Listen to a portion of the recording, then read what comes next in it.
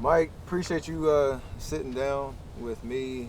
This is really an honor, one, because of who you are, but more than that, we're obviously here on a golf course.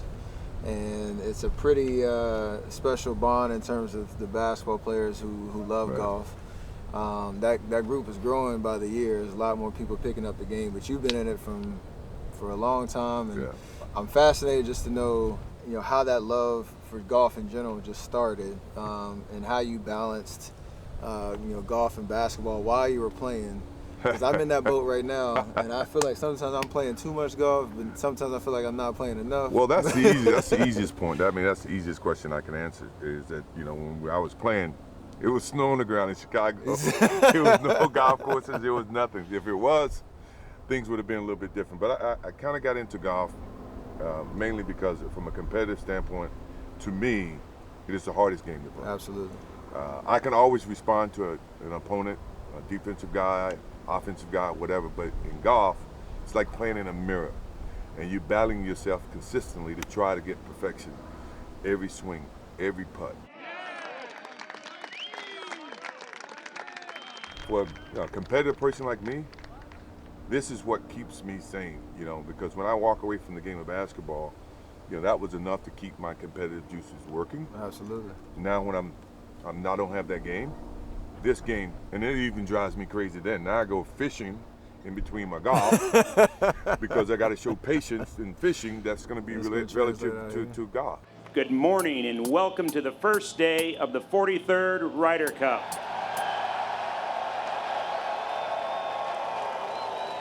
We're here at the Ryder Cup. We're here at Whistling Straits. I'm fascinated by this event because this is my first time here. And when you get here and you see the atmosphere, you see the chants and the noise, and I'm wondering, what do you think from a team perspective? When guys are individuals throughout the whole year, how does that permeate in golf? Because with us, we get rah-rah in the locker room. Sure. How's that accountability, you think, work in that locker room when It's guys tough. are on different journeys? It's tough. I mean, I've had countless conversations with some of the players, and if I can put it in the most simplest terms, is that you have to give up bits and pieces of who you are for the benefit of the team, and that can be something so simple as either response, support, spending time, having lunch, dinner. Either way, I learned that later in my years because initially in basketball, I was so focused in my craft that's what matters the most.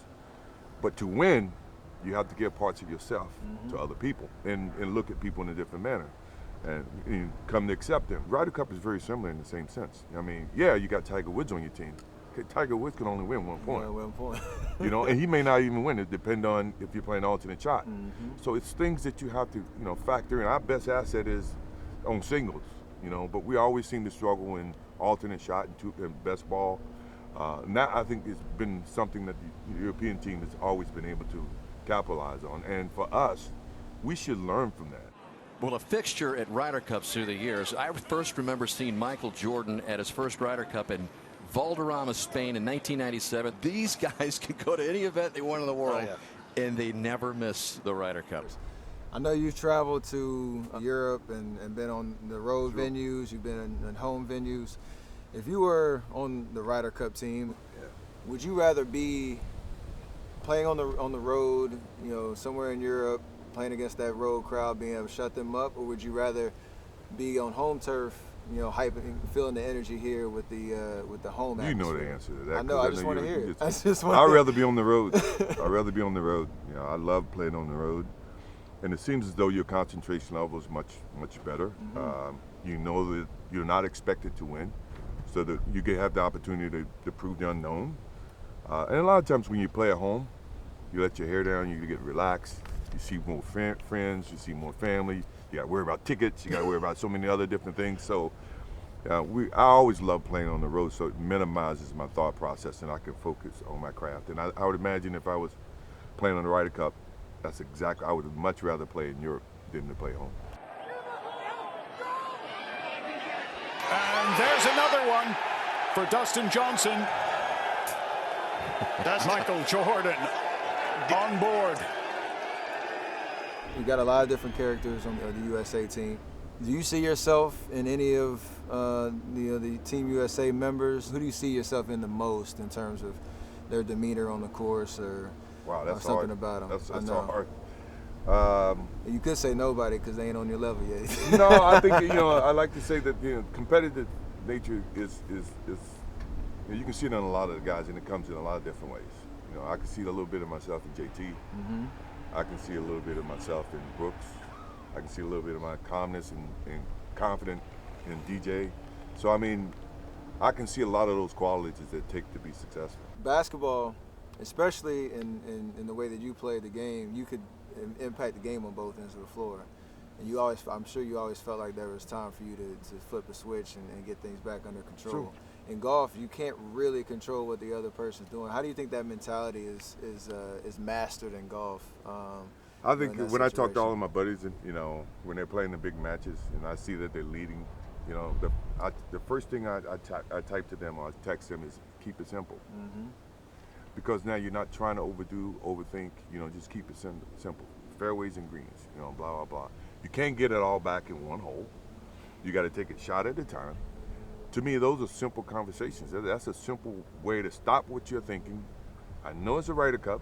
I know there's a bunch of people watching. I'm down 5 and after 5. Let's just keep it simple. Let's hit fairways and greens. Now, that's all you can do. You can't just turn a switch and say, erase the 5, let's start all over again. No, you got to channel your thoughts to start basically working your way back to getting more confident about your swing, scoring, or the match. Now, it may not happen that way, but Right. I think that's a good start, and sometimes it does. I've been to a couple PGA events. I've been to one major. This is my first Ryder Cup. This is the first time that I've been on a course watching and haven't gotten the itch to go play. And I say that because the competition is so ripe. Yeah. Usually when I go to a tournament, I'm like, dang, like the shots are inspiring me I want to go to the range right now and work on this and that. You feel like a similar vibe, or is that competitive nature still like I stay in my lane. I stay in my lane. I watch these guys are good. Yeah, they're great. And to watch them under the pressures Yeah. of being able to hit shot after shot after shot, knowing that you got so many thousands of people against you, and you have so many thousands of people supporting you. You don't want to let them down. Being able to represent that fan base, USA or Europe. And for me, I don't have the skill set to put myself in that environment. Now, if you tell me I got a basketball in my hand, now that's a different story. But if I had a golf club in my hand, there's no way I can get comfortable to hit a 50-yard shot or a 100-yard shot.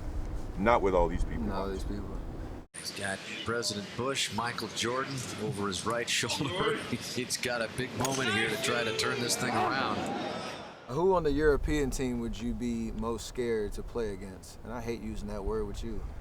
I'm not scared of anybody. But Ian Poulter. He is a every time Ryder I Cup try to, legend. I used to go and watch him all the time. If I'm at any of his matches or walking down, he finds me after he makes a good putt, and it's like, man, I didn't do anything. I like you. I support you you. sparked the I comeback. stay away from him when he's walking. When I'm walking, I won't go watch him. You sparked the miracle of Medina, right? I didn't spark it. I did not. No, I don't know. I had my own thoughts about it, but I didn't spark it.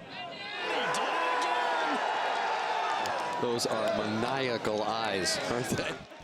And we went from definitely winning the Medina to crying, driving home that we just got our butts kicked. And that's Ian Poulter. There's always that debate on whether you hate losing more than you love winning, right? And I feel like, for me, losing just is the worst feeling in life at anything, whether it's cars, golf, basketball, whatever it is. How do you feel about that, and also like how do you think that translates in terms of a team competition in golf that these guys are going through? I hate losing. I mean, it's not even a question. But I have to respect losing, because losing is a part of winning. Yeah. You never just win. You got to lose to win. And I think the one thing about the Ryder Cup situation is that we got to want it bad enough. We were dominant early on, and now that they are, does it mean as much to us as it does to them? Absolutely. And if that's the case, then losing is going to hurt. Absolutely. To a point where you would look at, how can I do things different? How can I change? How can I make this team better? And that's the thing about a team, and you know this too, is that before you can look at someone else, you got to look at yourself in the mirror, because that's how things get started, and you got to be willing to change. And you got to have a sense of pride about yourself. It's not about the money. It's not about anything. It's more about the pride. And, you know, the best players, whoever's playing the best is going to win. What's the most amount of holes you played in one day? Ooh, what? 63? Damn. I was rolling 63. I was younger. I'm gonna try to beat that one. Good luck. That's big. Yeah, good luck to me. Out of all the players here this week on Team USA or Europe, whose game would you want to have the most? John Rahm. I Quick agree with swing, that. doesn't waste time. That's a keep it Shows his simple swing. emotions. And he's playing really good right now. That's a keep it simple swing right there. Who's the most fun basketball player you play with on the course, or one that you like to beat the most? Danny Ainge. He's my new favorite. I like that too. My new favorite too. Talks a lot of trash, Talks to don't Danny. he? He Yes, talks he a lot does. of trash. Imagine him on the basketball court. I had to deal with him Absolutely. there too. Yeah, I'll just stick with him out here. And last thing, what's your favorite thing just about the Ryder Cup? Once again, the camaraderie, the patriotism, you know, you representing your country, the chills I feel, and know that everybody's vying to try to win that cup.